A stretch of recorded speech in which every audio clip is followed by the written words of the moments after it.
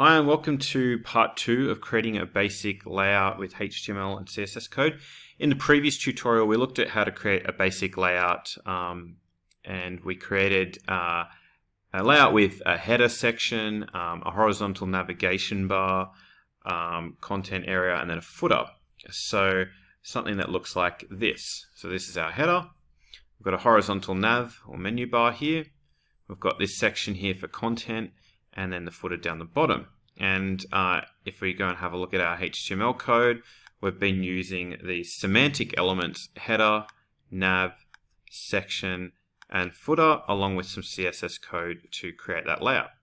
But what we'll do in this video is look at how to change it from having a horizontal menu or nav bar to a vertical nav or sidebar. So we'll have our menu with different links going down the side instead.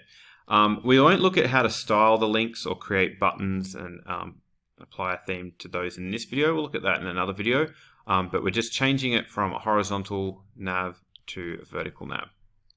Alright, so we won't actually need to change any of the HTML code. All we'll need to do is go and change our CSS code.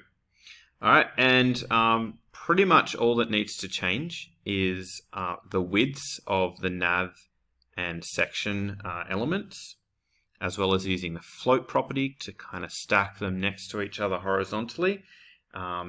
So what we'll do is we'll start by changing the width of nav. So instead of 100%, we'll reduce that to a smaller number, like maybe 15, 20%, or maybe a bit less. I'm going to go with 15% for now. I'll add in height 100%. And I'm also going to add in float left as well. Alright, so nav is going to stick to the left side of the page, but only occupying 15% width. Okay, so that's what it's looking like now. But we'll need to do a little bit more with the section here, the content area. Okay, so having a look at section, the width is now too much. So you might have had 90 or 100%. I had 90% just because I've also got some padding and I didn't want the content to overflow the right side of the page. So my width is 90%, but that's going to have to be reduced. So go down to 70% for section. We've got 15% for nav. All right. For section, we've already got a minimum height. We don't need to change the height. We can keep the padding as is, but what we'll also say here is float left. Okay, save and refresh, and now we can see that this section content has it's now occupying a reduced width, so it's just 70% instead of 90%, and we've got that padding there. But notice that the footer is now up the top here, just below the header.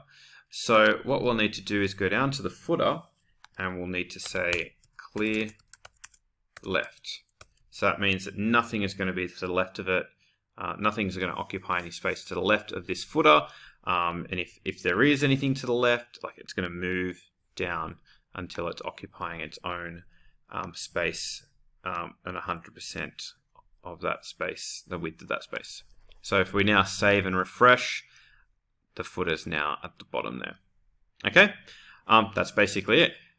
We could probably fix up the padding here a little bit, either use the same amount of padding top, same padding top value for nav, so it's consistent.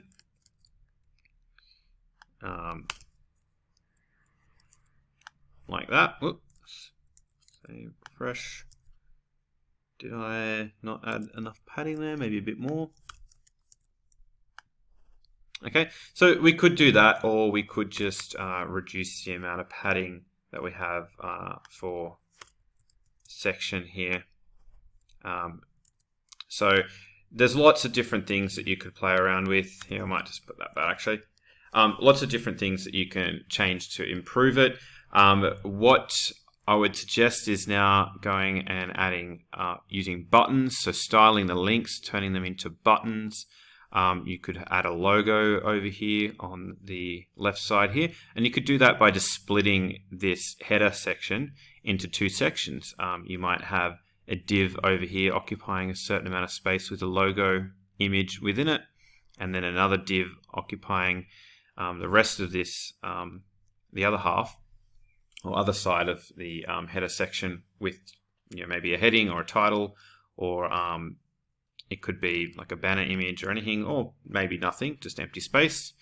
Buttons here, you might want to as well, if you prefer having the horizontal menu, you might want to make it sticky, so as you scroll down the page, the menu actually, or even the header, stays at the top of the page. So we'll be looking at those things in future tutorials. That's it for this video, and thanks for watching.